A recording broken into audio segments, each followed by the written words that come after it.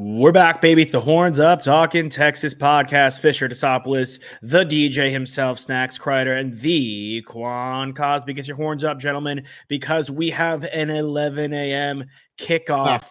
Quan will be at the game on a different capacity than usual. We won't spoil it, but he's going to be there representing the boys down in Austin, boots on the ground. We are 4.5-point favorites. The spread, I believe, last I saw was 51.5. Correct me if I'm wrong, gentlemen. It could have moved or it could be a bit off, but that's what I saw in the over-under. Sorry, spread 4.5 in favor of the Longhorns. Maalik Murphy getting his second start. The Kansas State Wildcats come in. They've also been very hot too. Their only loss in the last 5 is to Oklahoma State. They trounced Houston. They trounced TCU, winning. I think they outscored both teams by a combined 81-3. So this offense is no joke. They could really run the football.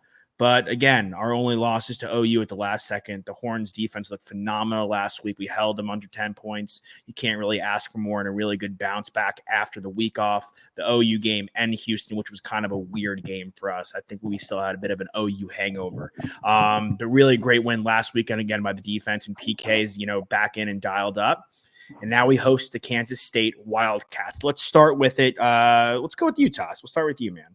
We'll go around the horn. Give us your 3 keys to the game. 3 keys to the game for the Horns to win this one.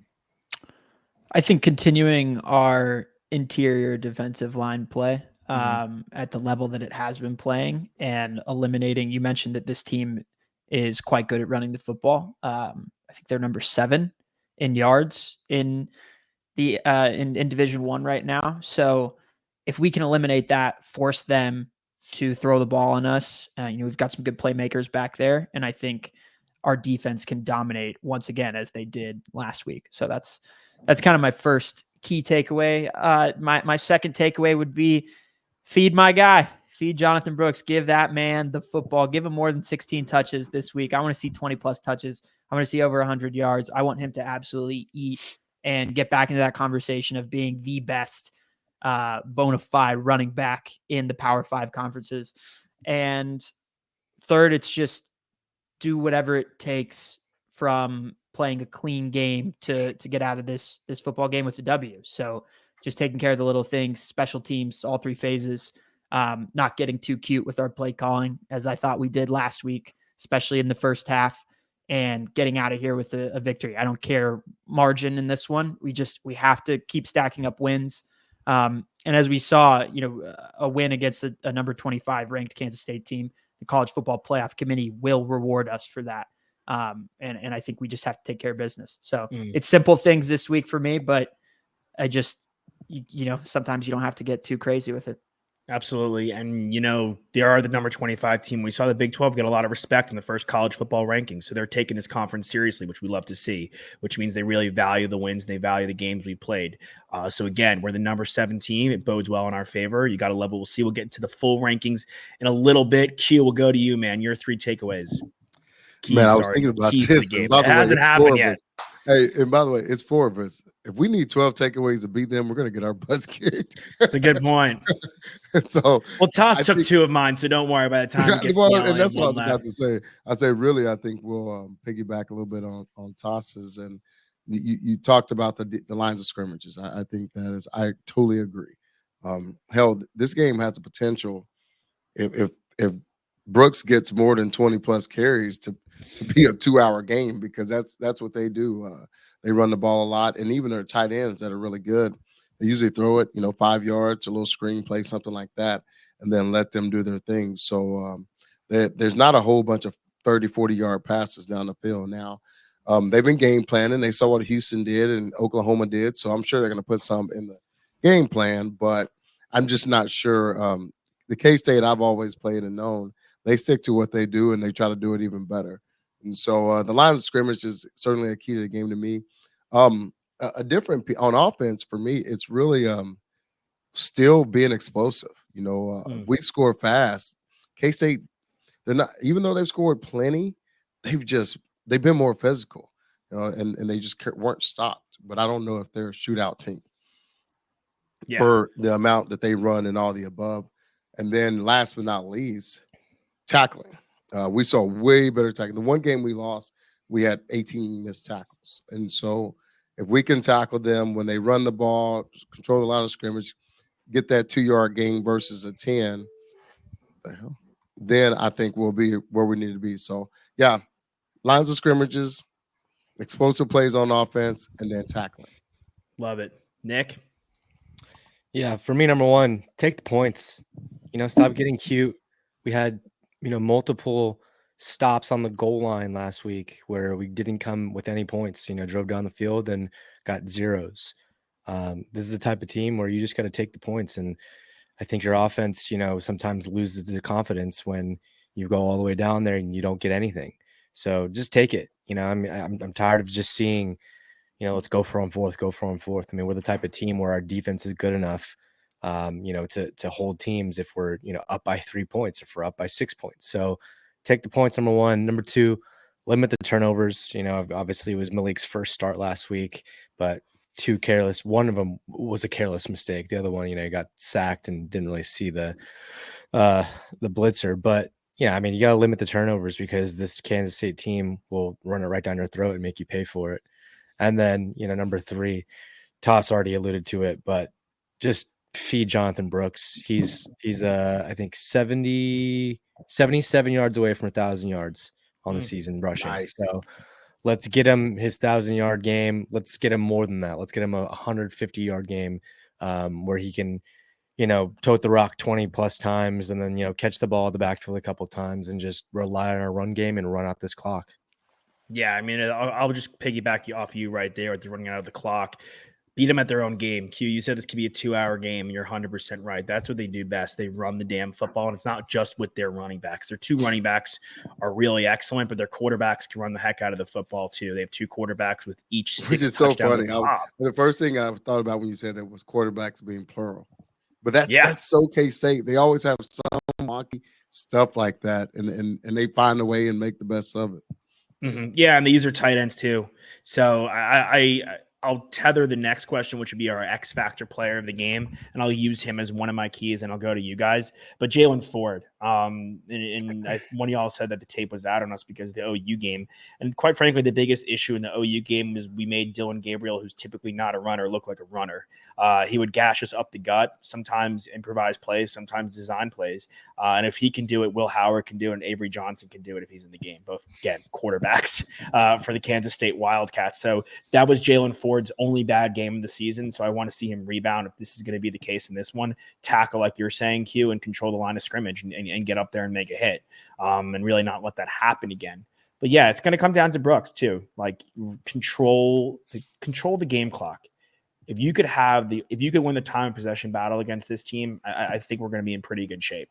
And if we could run the football and hang on to the ball, I hope Said Baxter gets into the game and has a really strong game too. We've been loving what he's seeing as the weeks have been going on, and keeping the field a little shorter for Maalik, keeping everything in front of him a little bit. We don't need to air it out. We don't need the bombs. We don't need the flashy plays. We just need everything within 10 yards, quick screens, quick slants, get the ball out, get it to Sanders, get it to Worthy, get it to our playmakers. And if they have to make a big play, fantastic. Let them make the big play, but no need to really test Maalik on this one. And then I given dancing around it, but I would say one of my takeaways that I really liked with Catalon out, him being week to week, I love our safety rotation. So our safety rotation has been pretty nice. Taff, obviously walk on. Instrumental was known for getting Arch Manning. He had a pick last week. Crawford really strong. Thompson, Williams working their way in. I really love the way our safety rotation is going. So keeping that in the defensive backfield with Watts, keeping those guys fresh legs. We talk about fresh legs in the running back room a lot, but fresh legs in the defensive backfield, I think, is going to be really strong. But my X factor for the game, based off what I saw in the OU game, I think their game plan can be similar. Jalen Ford. Nick, who's your X factor for this one? X factor for this game is just going to be the entire O-line, keeping Maalik healthy in there and not giving him the pressure where he's going to make bad decisions, and then getting our run game going. So the entire O-line, let's do it. Nice. Q? Man, I have to dispute a little something you said. Please. Love that. If we just, dink and dunk down the field, that's just not who Sark is. And we have way too many weapons to do that. We can't, because of their style of play, which is exactly what Kansas State usually wants. It's for you to change it a little bit and want to, have that 15 play drive. No, we got some dudes out there. Mitchell's one of the best. He's a 2-time national champion. Worthy can run past just about anybody on the planet. And so throw that damn thing out there. And Maalik can throw it a country mile. So I'm okay if we score in 2 plays and we hold them to 3 and 15. And essentially, I'm cool with that because if we keep doing that, we put even more pressure on them on the road. However, my X factor is the safety net. He's a cheat code, but he's a safety net. And it's, for me, it's JT Sanders. We still have, Maalik just going into his second start and staying ahead of the chains. The problem is the reason he's my X factor is because I want explosive plays, and you could throw it to him 8 yards down the field, and then it'll turn into 40. And so I'm cool with that too. So on one hand, I agree with you, making a little bit more safer passes, but that's only to JT. Now, when it comes to Worthy and all of them, yeah, man, let's run by them. Let's go score. If you go to the game, a couple of games that they've lost, that's what happened. They just couldn't keep up with them, and guys were certainly more physical, but they got out on them, and K-State wasn't able to rebound from it. So JT Sanders, he's that good. He's a game changer. You still have a young quarterback who, again, the more I think about last week, and I rewatched that game, threw some really good balls. He had a couple of mistakes. That's kind of expected, but the ones he threw that were touchdowns were great decisions and great balls, and I think he can continue to do that with safety net / cheat code JT. Yeah, absolutely. T? Yeah, I think I agree with Q on the point about not limiting our offensive potential by taking away some of the downfield play calling for Maalik, and which was opposite of how I felt going into last game, right? But now it's his second game, and I don't want to take away the playbook, because going back to what Nick was saying is one of the key factors. I don't want him to be second guessing himself, and he cannot turn the ball over. We cannot turn the ball over, and we also can't squander opportunities. This is now a coaching decision that has to be made when we get into the red zone to not put points up on the board, because what that does is it gives them an opportunity to then run the football to make our defense tired. And then we get into a position where in the second half, we don't have the same legs that we had in the first half, and things could get a little dicey. So this team, in comparison to the teams that we have played the previous 2 weeks, will take advantage of that and will attempt to win the time of possession battle. And they might have a better chance at doing so. They're a better team than those 2 teams we've played in the previous weeks. So my key, I'm going to give 3. 1, it's just Maalik taking care of the football. And then I'm going to say these guys don't get a lot of love, but if we're taking the points, we're going to need Burt to be really good. And he's going to have to put every single one right between the uprights. And we're going to need Ryan Sanborn to be really good, as he has been the entire season, on those opportunities where we don't get to get into a scoring position and we just want to pin them deep. That field position eliminates things from their playbook, and then they might be in second and third in long situations. They have to throw the football, and that's where we win defensively. So I think those 2 guys, as they always are going to be really, really important to us this game. Yeah, a lot of great points. Again, field position is going to be huge. Getting to the quarterback, if they do drop back, is going to be big. Ethan Burke also week to week, and he's been having a good season. So again, it's going to be on Sweat and Murphy, like you said, at the top toss, and it's going to be on Anthony Hill, who we've been talking about a lot and who's showing promise week in and week out. And I think you brought up a really good point, Q, in saying that in Maalik's decision making. A lot of the issues we had were throws were late, throws were behind, throws were high, or he's off his back foot or lofted, but the decision making was always fine. He always was very confident and made a decision. It's just he has to A, maybe make it a bit faster, or B, put a bit more zip and placement on his balls.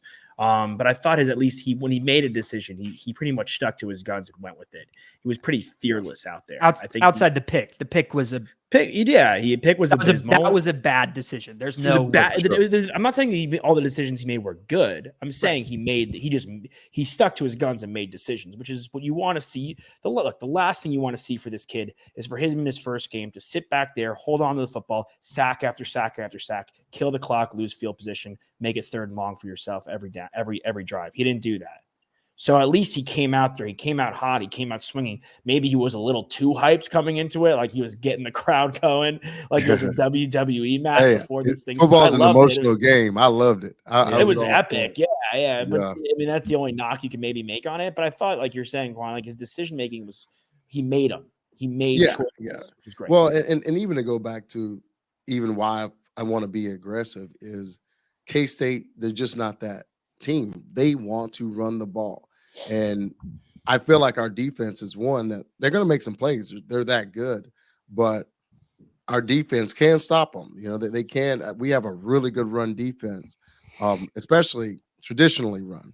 Now, when you have Gabriel running the quarterback sneak and the running backs leading, now we've seen that as well, and I think we're better prepared for it. So that's why. And the crazy piece about it, run game, all that good stuff. But I was, of course, new role this week, going back to the sideline for Will. Sir. This looking, just kind of previewing the game, dude. It's only like a minute and a half difference in time of possession average this year. Like we've held the ball pretty decently, and K-State's known for that. They're usually, like pretty lopsided to everyone, 36, 37 minutes, but they're right at 32. We're like 30 and a half or something like that. So it's a very balanced game we've been playing, and I think that's going to continue. And the reason being because of Jonathan Brooks. We've already mentioned him a million times, but we've had those, crazy plays and, Worthy for 40, Mitchell for 50 and all of that. But at the end of the day, the running the football is super important, which I have to give a shout out to because it's a distinguished alumni game. And a guy that runs the football pretty damn good will be in town. We got Ricky Williams that's coming back this week. So that'll be that'll be pretty sweet. 25 years since his Heisman Trophy winner. I was actually getting texts about getting him a parking pass. So I was like, I forgot about that. But no, man. So it's gonna be a fun. Don't hang out with him before the game, Q. Maybe hang out with him after. You have a job. No, that needs to be a post-game deal. That's a post-game. Ricky's a post-game hangout, not a pre-game hangout for sure, dude. No. I cannot function. He's the first pick in the post-game draft. I don't know if he's going to the first round in the pre-game draft. Not if you have a job to do. If you have a job to do. That's awesome. Yeah. I mean, we've had him on the show. He's an absolute great dude. And it's great to have him in the building. And, we love that. We want, again, like I think this is something you spoke about at the beginning of the year is getting the alumni back in the mix. Something you spoke about last year with Sark, like bringing these guys back in after the Herman regime. Like a lot of guys are pushed away and excommunicated, or not excommunicated. This is a little harsh, but not as welcomed. And I think it's totally changed with Sark now. And so seeing a guy like Ricky, who's, a bit more ebb and flow with it, coming in and out, I think it's really exciting to see him back. We're number 7 in the college football rankings, gentlemen. Really strong ranking. We're the second team that's one loss. Oregon's ahead of us. I think they value their loss to Washington. That was a very close game. It was in Washington, so not a neutral site like ours. So they value that a bit more. But you got to love what you see. What are your guys' initial thoughts on the college football ranking? I think you value that loss because Washington's still undefeated. I think they valued Oklahoma's neutral site, last minute deal. We didn't play that great. And if Oklahoma don't lose to Kansas last week, I think we're still ahead of Oregon. I really do, because that was such a big Kansas is we know this. We beat the crap out of them, but we know that they're very improved. I think they're going to finish the season fairly strong, but it's football and not basketball. So with Oklahoma losing to them, I think that's the only factor from a college football standpoint that put us, per their mindset, behind Oregon. Yeah, maybe Chris Harris Jr. actually did know something about the corners on that team, huh? He kept talking them up, and we were like, what are you talking about, dude? Our Longhorns are going to make swift work of them. But they actually He knew. He knew. Hey, he knew they deep played down. really, really damn well against he said it. He said they're going to go man, which is why Dylan Gabriel couldn't run. Their run game was shut down. Those guys went man. They outnumbered them in the box and said, let's go. And did one heck of a job. So it's funny you said that, Toss. I was literally watching that game and I was like, you know what? Chris called this. These corners can go. I mean, and it was cool to see versus and it also says a little bit about our receiving core. I mean, damn it, we're our own worst enemy. I think we still do have one of the best receiving cores in the country if we execute on the levels that we can. They had a better game when we played them in Dallas, but freaking Mitchell the only two-time receiver, national championship receiver in the country, I think, at this point. When Jay Witt, who's going to be a long-time NFL guy, is your third option, maybe even fourth if you throw Sanders in there, you're in a great freaking spot. So that's why I think we can stay aggressive. But yeah, man, heck of a job by Kansas on Oklahoma. Some ask, oh, is that bad for us? Are you kidding me? I don't care. Listen, it would be nice to have first, we got to take care of our business. It'd be nice to have a rematch. I don't care if Oklahoma lose every game for the rest of the year. That's how we feel about them. So no, it's never bad for us when Oklahoma loses. So yeah, I I think Oklahoma State this weekend too. It's So, a massive dude, game, and it's a who's another? massive I mean, game. let's talk about that five-team tie in the Big 12 for Yeah. first place. Yeah, I mean, that's real. I mean, the Cowboys they're playing for everything right now, right? Like, not only do they want to knock off Oklahoma just because it's Bedlam, as you know, that every year that's a crazy rivalry, but it's also, are they going to extend that rivalry through them moving? Nope, this is the last time. Their politicians got involved. It's like, screw them. If they leave, we don't want to play them anymore. And they want to win the Big 12 and get to the Big 12 championship. Like, how much more motivation did the Oklahoma State Cowboys need? They don't. Yeah. Done. I know where my money is on Saturday. Wow. And Oklahoma's limping in. Yeah. Wow, that's a really good question. Point toss. Them not playing again, like they're playing for every. I mean, look, dude, the mullet in the last game against OU. I mean, dude, partying. Well, and let's be real, there was a conversation of the mullet. There been a hat passed around for his buyout. He win this one. He really. I mean, we all know that game, the political aspect, OU bolting on him, ruining that rivalry. The politicians will be there because of it. I mean, it's a big deal, and the mullet, he may literally go from should we buy him out to should we get him extension in this game. They will be fired up, and that's the only negative about doing the sideline is I'm gonna be like doing post game, and I'm gonna be trying to get to a TV to watch that game. Watch that game. How do you buy him out? I don't understand that. Like, how are you? You're not going to upgrade from him, in my opinion. If anything, like they should be. I think he's a really good coach. I think they should be worried about him bolting for greener pastures if he gets the opportunity, which is totally plausible. Yeah, definitely. Yeah. I don't think it is though, because the mullet just talks too much. I mean, ultimately, there's political stuff. We love it. It's all cute. The whole funny. I'm 40. I'm a man because I respect that because he had his guys back. But he talks politics. He says a lot of stuff that one. It's why he's failing in recruiting. You just got to see the bigger picture. Very similar to Dabo Swinney, he's not buying into NIL quite like he needs to. It makes sense when you lose Boone Pickens, who had that, that freaking blank check. But it's a lot of factors to why I feel like he's done a phenomenal job at Okie State, but there's a reason he's never really gotten an upgrade offer, and there's some things that Okie State's kind of perfect for him. For me, it's like TCU, and I think Patterson's a great coach. I don't know if Patterson would have been a fit at other places. Yeah, it's a really good point. Before we get to the other games, the Dabo thing is so bizarre with the media and that, and it's giving me, this is a really random reference, but like when the guys from Game of Thrones were set to direct Star Wars, like Dabo could have like been the head coach of Bama, and like he's got his greener pastures going on, but he's blowing it at the very end, and he's not going to be able to get the Bama job because of the job he's doing right now. It's a very random reference, but it kind of just like reminds me of that, honestly, that setup. Some other games I wanted to point out real quick before we lock and load. We have Penn State heading to Maryland. Maryland's not ranked, but they're 5-3. Penn State is 11th. I don't know how they're 11th. Yeah, that was against Ohio State, who's won. I don't know how they're won, by the way. They're ranked. Those rankings are a little egregious in my book. So Ohio State's won. They also head to Rutgers. Penn State's 11. They head to Maryland. Look, neither of those teams are ranked, but those are two really tough road games. Again, teams that are playing, that's their Super Bowl, some of them. So they want to knock these teams off.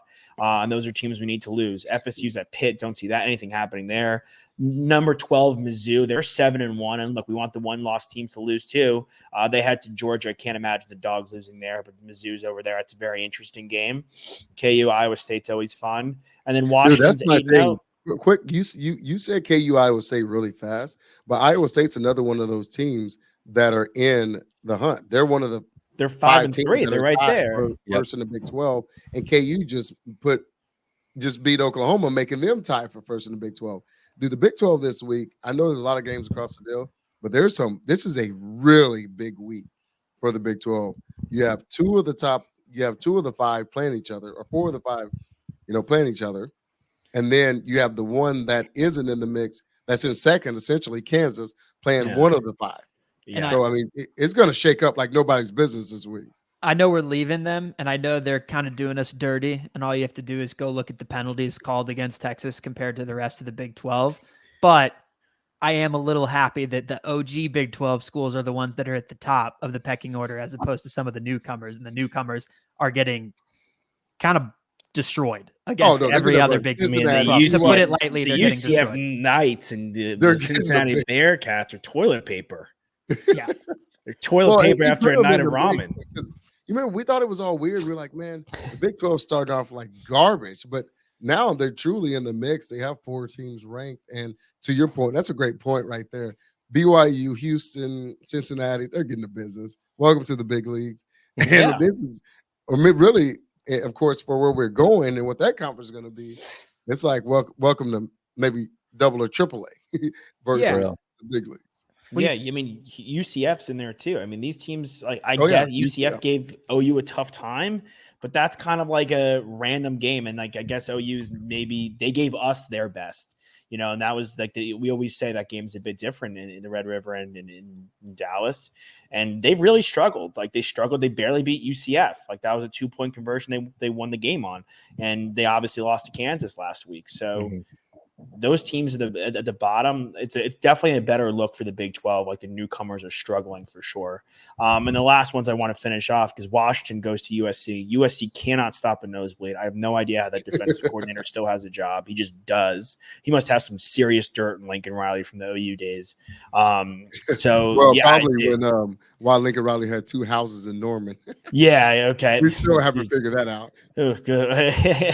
I don't think we need a degree in detectivism to figure that one to figure that one out. Would be a Hardy boy. So Washington heads to USC. I don't think they'll lose that game, but in the off chance, it's a big game for USC. They're also competing to be in the Pac-12.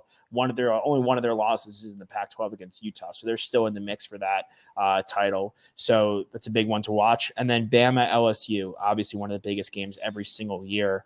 It's clear that the committee obviously loves FSU. It's clear that the committee, they have him higher than Washington, and they value that LSU win. So if Bama can put the hurting on LSU, look, I think that's the best case for us is Bama winning versus OU. We're big Bama fans, ironically. So as long as Bama keeps the train rolling, Bama takes care of business against what the committee deems to be the best 2-loss team in the nation in LSU, I think it bodes well for us. I think it hurts FSU, and we just eventually need FSU to drop a game some way, somehow. And I think – what'd you say, Nick? So get your popcorn ready because these last few weeks are going to be interesting. It gets really nuts. It gets really crazy. I mean, it's fun to root for Bama, honestly. Like we're rooting for Bama all year long. We're not usually rooting for them, but it's fun to root for Nick Saban's Bama, and it'll be fun to root for USC to knock off Washington. I think the irony. It's not plausible. I mean, yes, they can't stop a nosebleed, but at the same time, their offense can completely go off and win in like a 50-49 shootout. Caleb can make a lot of money winning this game. Yes. And especially after he's had a few rough weeks. Lincoln can make a lot of money because I don't know that Lincoln, per what I've heard, I don't know what he was thinking. We all know USC's LA. It's a great blue blood and all the above, but I've heard it just annoys the you-know-what out of him with walking into pregame at Oklahoma and it's a full stadium and walking into, the end of the first quarter and there's people still trickling in LA. And so it's just, if you don't like smoke, don't be the pit master though. You know what I mean? Like, don't like, yeah, no, I agree. Like, why are you taking the job? I don't know. I'm like, dude, did he do any recon? Right. I don't know, but like even I'm still shocked going to the games. Like I can't believe how empty it. I'm there. Like it's wild, isn't it? It's really wild. I if I'm him, I'm like, all right, like he's in his mind, he's coming to town. He's gonna bring the big quarterback. Like he's gonna fill the seats. Like it's so unfathomable. Like the Utah game, that is one of the. I sent the picture. We posted the picture. We all sent it around on Twitter. It was popped nuts, off dude. on Twitter because it was ridiculous. It was a sea of red and not jerseys, just the empty seats, dude. Right. Yeah, but how many coaches in college football bring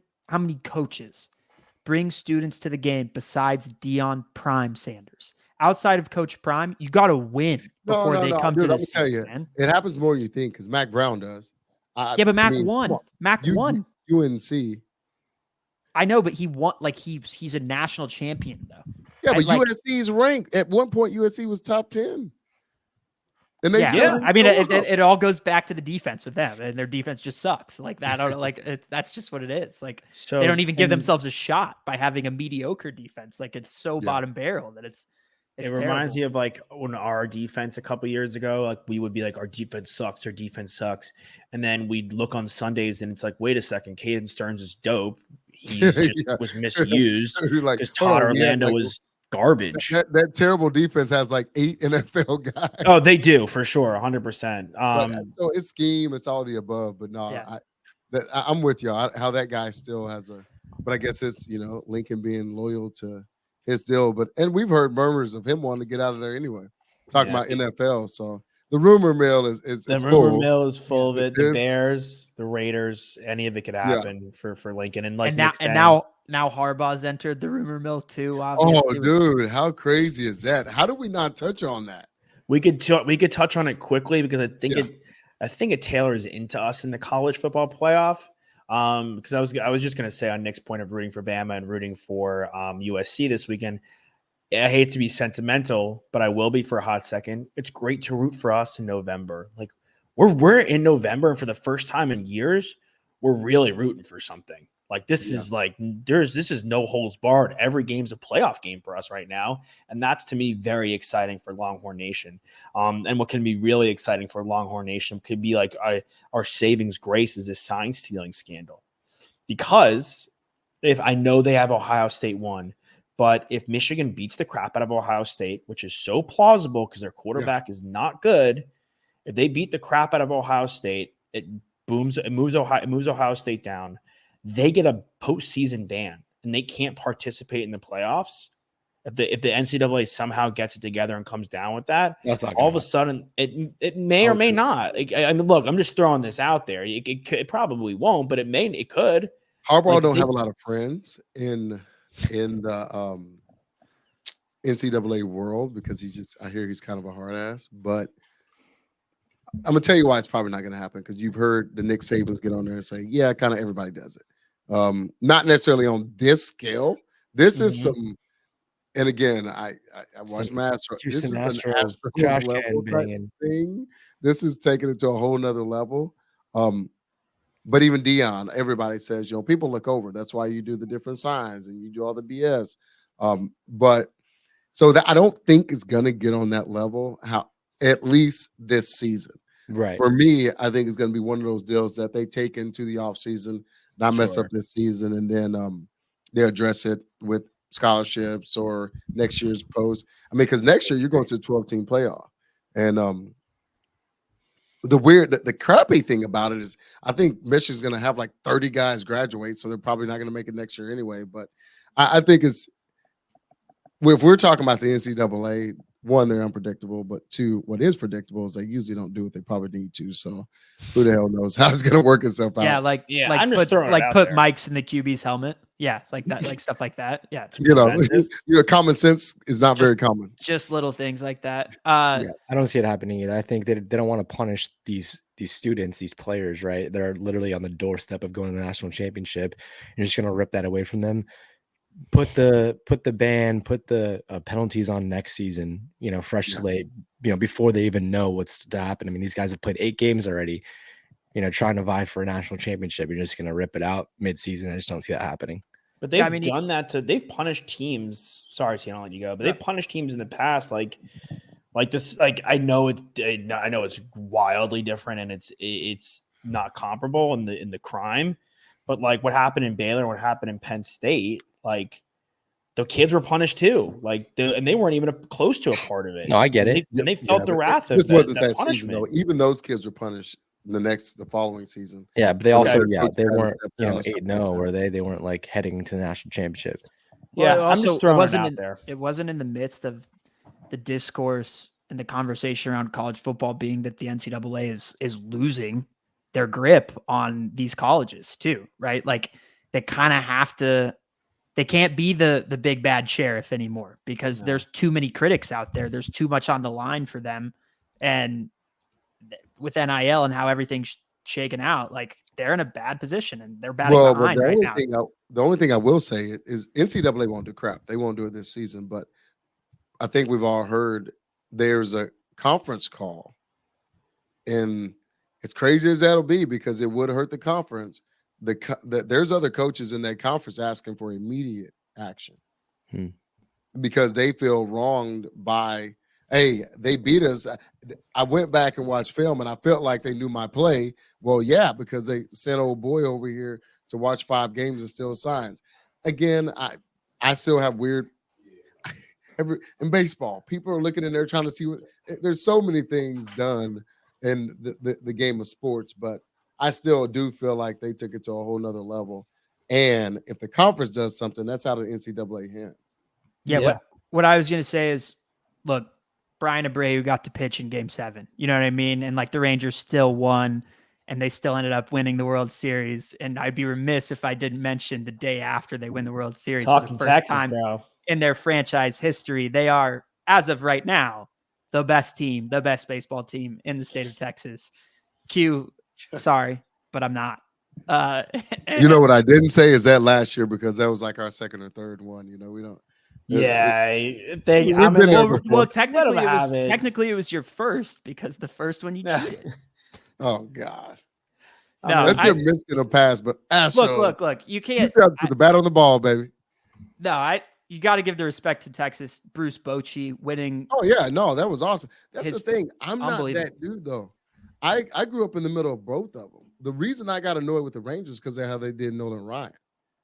I've always been a Texas baseball fan. The Rangers did him pretty dirty when he helped build him up the first World Series, and then he played for both teams. So I was like, I'm rolling with my man Nolan because I know his family real well. But no, dude, it's so cool to have 2 Texas teams go back to back and to be different teams. They'll be both of them will be right back there next year too. Oh, dude, for sure.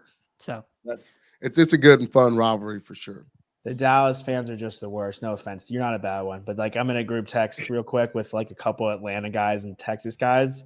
And I guess the Braves won a couple years ago. Yeah. Oh, yeah. And the Rangers just won. And then I'm the only Red Sox fan in the group.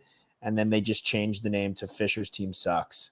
Like as if I haven't like seen like a million. Like you've been there before. Yeah. I was like, okay, yeah. I was like Sox. All these folks have won in the last freaking 10 years. 100%. Very 100%. first one. Yeah, I was like, all right, dude. My team's won 4 times in the last 20 years. And he's like, well, my team's won 1 time in the last hour. I was like, all right, it's pretty. That's pretty funny. This is the last thing I'll say. I don't know. Obviously, the Rangers didn't lose a game on the road, which is a tremendous feat in and of its own right. Insane. But the acronym for road is Rays, Orioles, Astros, Diamondbacks. So kind of nuts. Oh Lord. That is, boy, y'all. Kudos, man. That's just like one of those weird sports things that just. It's actually pretty wild. Yeah. Like, how did that end up being that? Documentary 20 years from now about that. That's pretty wild. They're gonna get a really nerdy dude and be like, "Yeah, I figured out this acronym." Right. Or Ricky Williams post game be like, "It just came to me like this acronym of what happened in the world in the Rangers road to victory." Something where Ricky talked about this 8 years ago on his sabbatical. Yeah, absolutely. Hey, you said it best, Nick. Man, what a fun time of year. Kudos to the Rangers. They're a Texas team, and they absolutely destroyed, the Diamondbacks overall. And I'm not a Cowboys fan, so I don't really care what they're doing. But just really, UT being in the mix on this level and nationally in the mix, the lowest they've ever been in the college playoff era. It's a damn good feeling to have, and I'm like anxious a little bit because if they figure it out this weekend and find a way to win that one, and then it's going to get real after that. Yeah. So we're fired up. Good, I good know they vibes in the can state do of it. Texas. We just Yeah, need it. we were just talking about how if you're being a fan of New York teams right now, you're in total disarray, and it's just complete tragedy. Jets, Giants, Yankees, Mets, Knicks, Nets. Like, it's not great. But if you're in Texas, things are looking good. You Brooklyn. got the ALCS, Houston and Rangers, and our Longhorns are sitting number 7, and you've got Cowboys in the mix. Spurs who are looking good with Wembanyama, and Mavs have Luka, and you said Cowboys in the mix. Texans actually look better than expected. Dude, Stroud's pretty damn special. Even though they're not going to probably make the playoffs, their future is bright with him. It's when it rains, it pours, gentlemen. When it rains, it pours. We saw it in Tampa Bay a couple years ago. The Rays won, Lightning won, the Buccaneers won, and that's just one example. So, and it's been that way in Boston before. Rangers and Horns, baby. Rangers and Horns, man. We're the next. We would technically be the next up. So get your horns up. Yeah, let's keep the train rolling. Let's keep it going in the championship. Let's make Texas the title state, not title town, because there's all the different ones, but the title state. And let's go beat K-State this weekend at the 11 a.m. kickoff. Sure. Q, have fun on the sideline. Wear a nice little pretty dress for us, and we'll be rooting for you. It is close to Halloween. yeah, get away with it. Get your horns up, fellas. We'll see you guys next time. Hook 'em.